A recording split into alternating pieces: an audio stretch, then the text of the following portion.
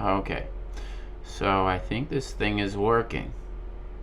Hello, everybody. I hope that the quality of this audio sounds better now. I am all set up. I got the works. I got the microphone arm stand. I've got the shock mount to hold up the mic. And I've got the pop filter. I'm all set up. I'm looking like Joe Rogan here, except I got hair. Anyway, so today I thought I'd get on something that I'm sure a lot of people here with epilepsy have experienced. Really, probably the major common thread here being Keppra. Now, I never really was as cognizant of it until recently that Keppra has a real kind of emotional component where your mood and behavior can just swing like a freaking pendulum. I've always been on a insane amount of Keppra, and when I look back on all the time I was on Keppra after being diagnosed, a lot of it is kind of starting to make sense because I used to have days where I was just angry for no particular reason. There would be nothing that would constitute a reason for me to be angry, as well as days I didn't really care to do anything. There were days when I would just have no patience, was extremely agitated, and I never knew where it came from.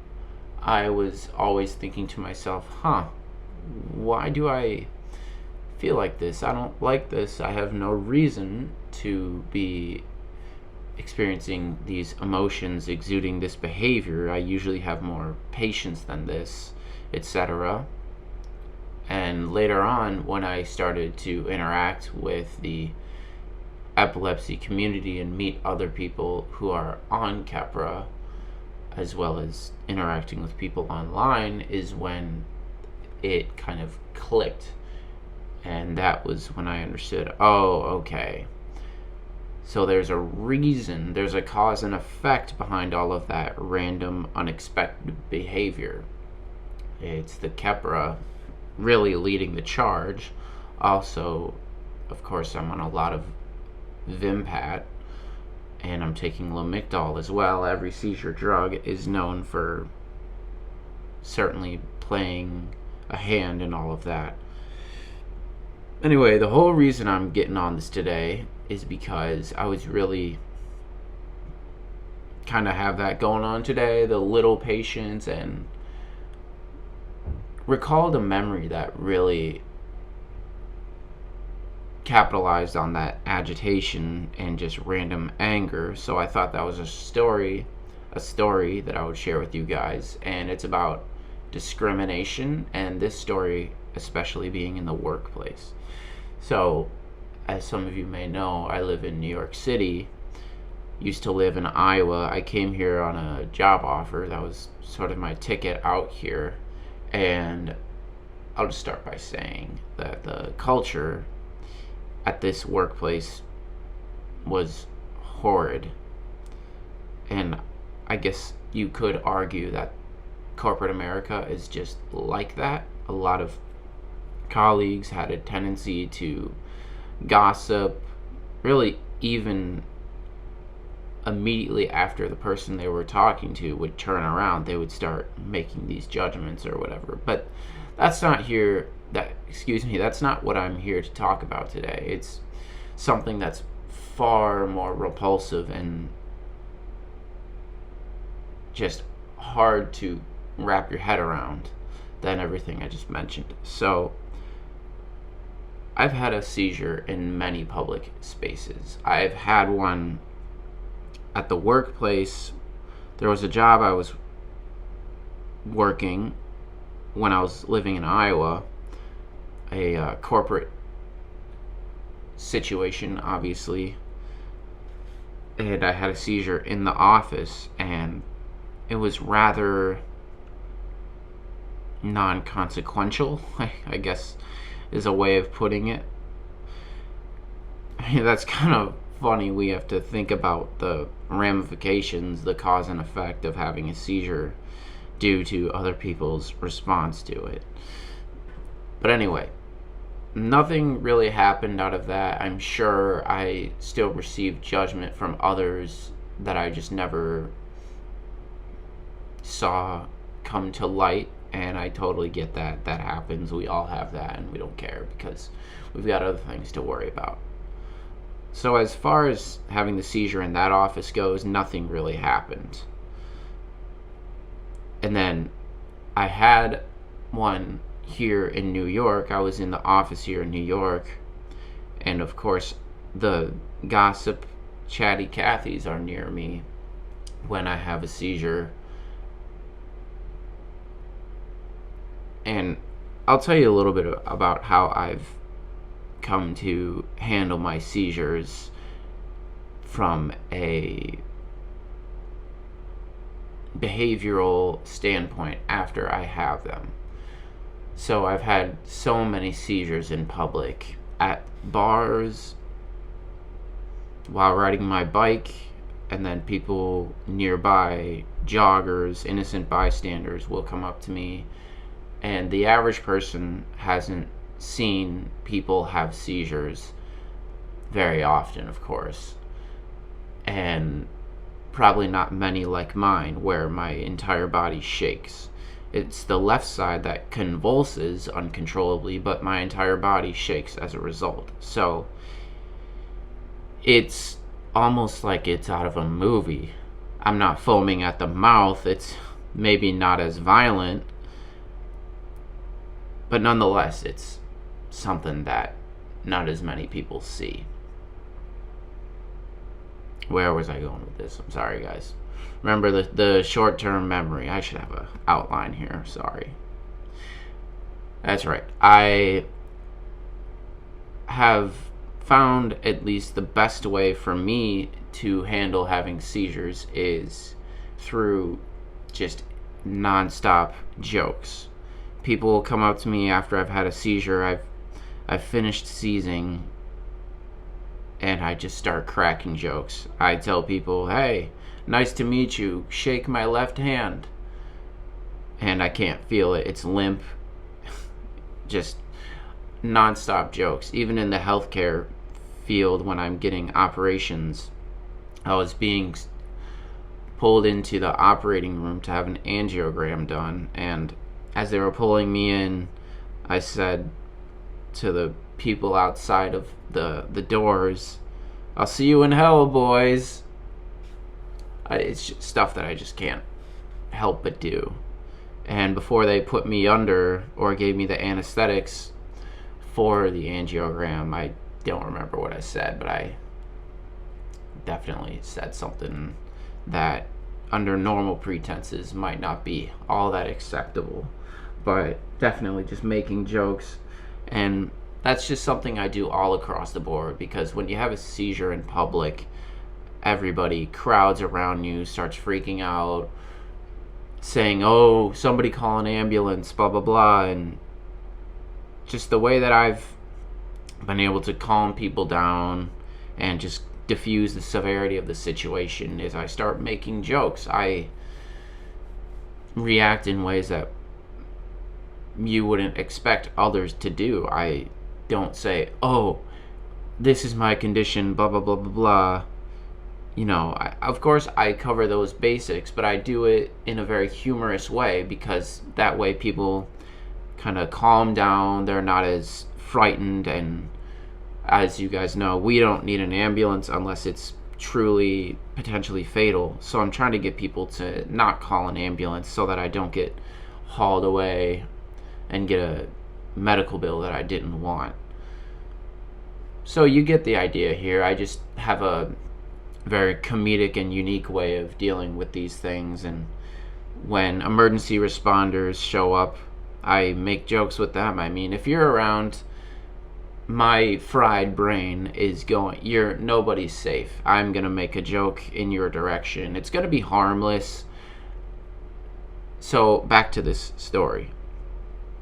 I had a seizure in the office. I'm in front of my coworkers. Some of the clients of this building. It was a co-working space.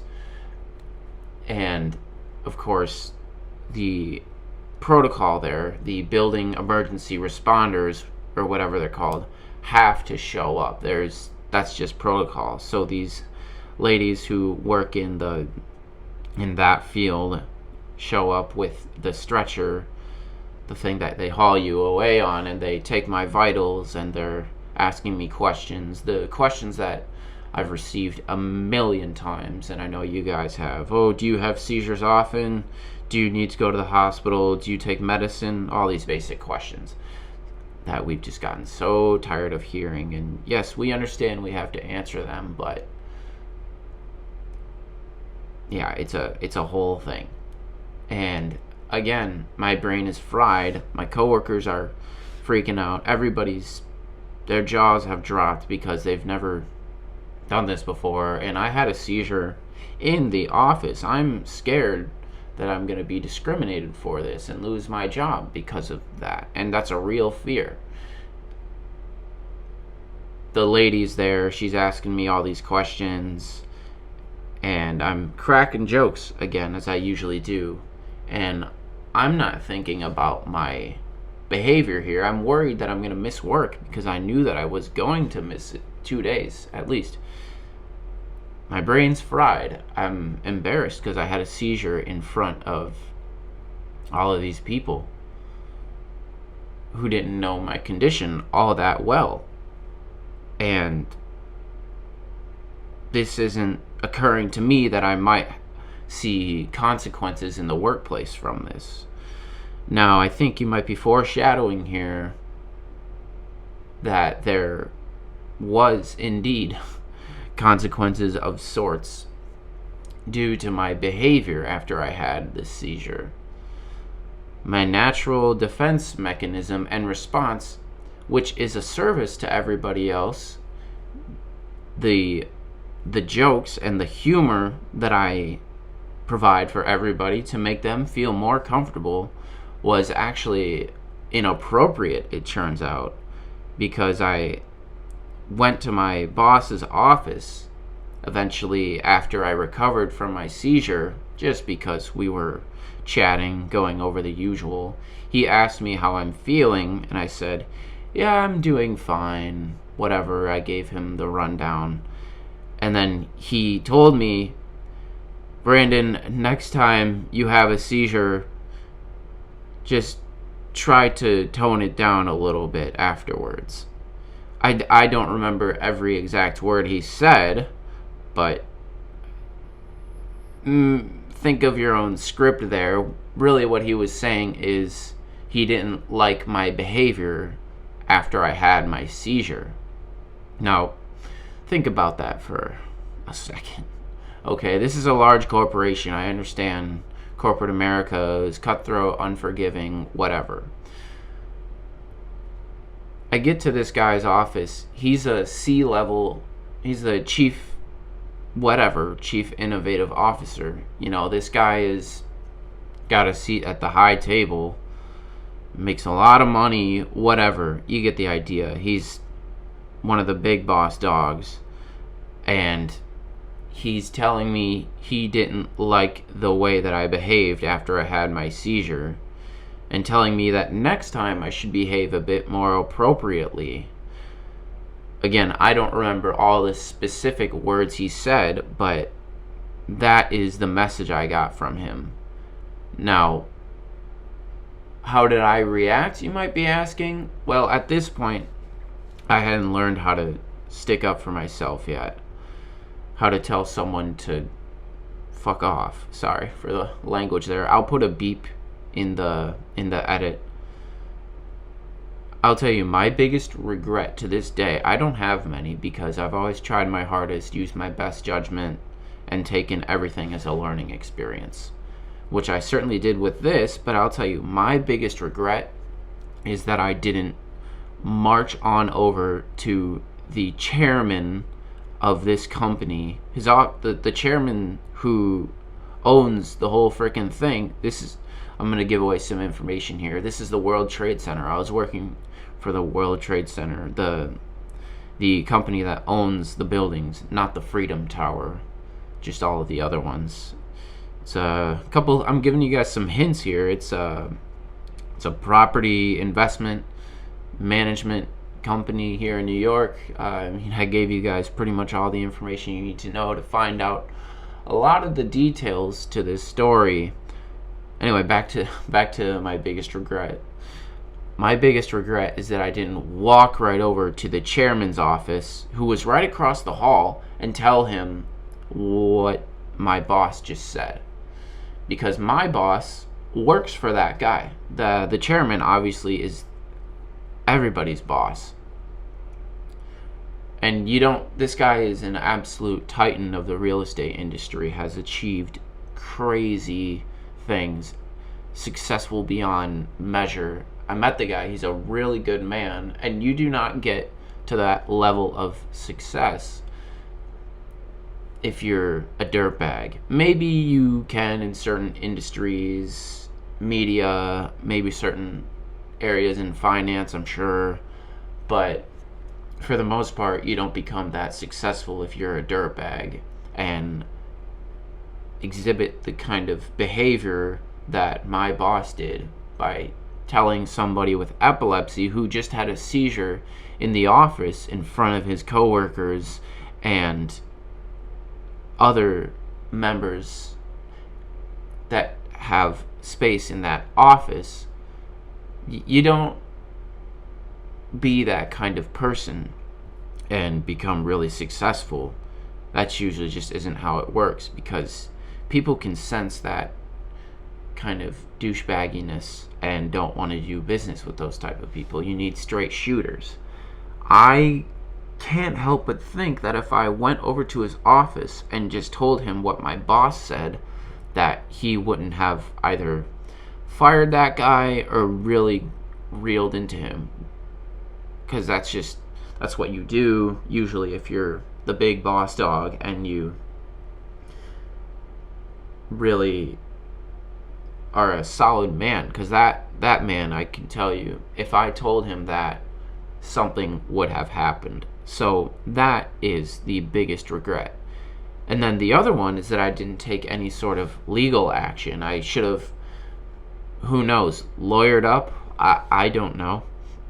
I don't know if that's what you do or if that's anything that can hold up in court of law or if there's any end game to that. I don't know. And if I didn't go to the chairman, I should have also marched on right over to the HR department and told them that exact story, because there's just no arguing what repulsive behavior and response that is to say to a 24-year-old who recently joined that company. That company, which you guys are going to have to find out because I'm not going to name drop it, I'm leaving a lot of breadcrumbs for you Hansel and Gretels. That company has been known to have the best culture, one of the best companies to work for in New York. Now, it's hard for me to imagine that saying something like that and being, so ignorant to an employee is what qualifies as one of the best companies to work for. Now, as some of you may know, and I want you to really know, is that I'm not the guy who asks for sympathy and wants you to feel for me or whatever, show empathy. I don't care about that stuff. I've been through worse physically. I've had a seizure in water. Some guy sat on me when I had a seizure at a bar in the Lower East Side, Manhattan. People have recorded me. Sympathy is the last thing I want. I have an article I wrote about it called Toxicity of Sympathy, about how sympathy's, we cannot ask for sympathy. We need to have rhino thick skin if we're going to live with epilepsy and actually live a good life. So that's the last thing I want. This is purely to tell you, people with epilepsy out there, something I regret, what I learned from it, and really it is something that I, to this day, wish I had done something about. It's just a regret that lingers that I didn't tell this guy to hit the bricks, march on over to the chairman's office and tell him what happened, because now I'm living with this thought of what could have been. And man, Brandon, you did not stick up for yourself. You need to man up, keep a respect for your name and for people with epilepsy. I feel like I, in a way, sort of failed to represent and defend people with epilepsy, because what's going to happen is people are just going to continue to think that they can act with this ignorance and neglect towards people with pre-existing conditions. So if there's any positive behind this, is that if you have epilepsy and you come across these situations, you should really stick up for yourself and not be afraid to have a middle finger loaded for somebody, because it's not cool. So that's just some food for thought. I was sitting around today, that thought came to my head, and it just really agitated me because that Kepra is just kind of kicking in today. So I hope you guys learn from that. And my usual sign off that I'm going to start doing, at least, is do dope things, live a dope life. So you guys have a good one.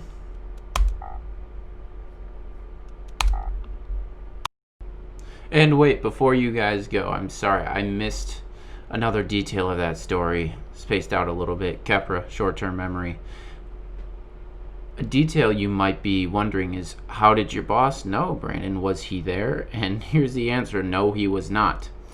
He found out because someone who was there for the seizure must have told him in a way that negatively represented how I conducted myself after a seizure.